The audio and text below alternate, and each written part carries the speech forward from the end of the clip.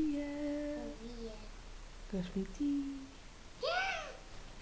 Não sabias? Ah, Não sabias que gostava de ti? isto. Tu sabias? Primeiro vou dormir agora. Vais dormir agora?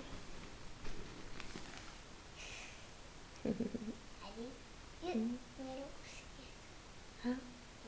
Depois ris. Ai, que lindo sorriso! É o sorriso mais lindo do mundo. Mostra a tua covinha à mamãe. Mostra a tua covinha. Faz um sorriso para a mamãe ver a covinha da E o mamãe. coelho? Sim, um coelho. Quem é que está na escolinha? Eu. Tu estás na escolinha. Tu gostas da escolinha, amor? Ai, está aqui o teu petu.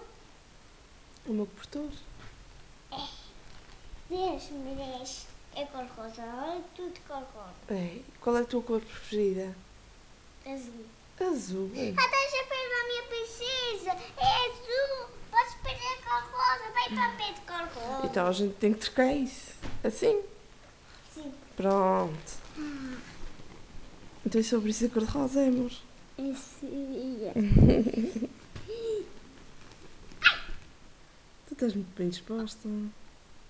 A mata é esta. A mata é esta. Eu sou esta. E a mãe é esta.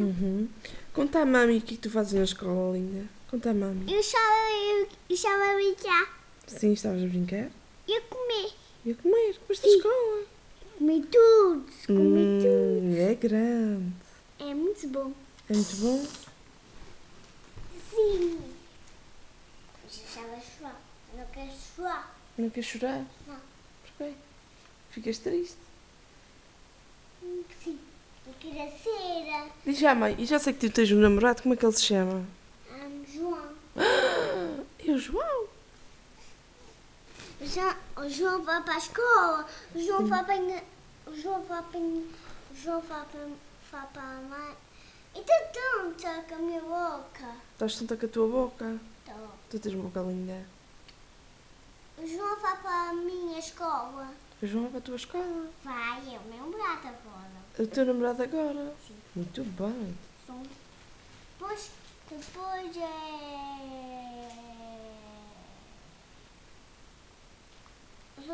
eu tenho um namorado. Tens um namorado. Sim, é do João.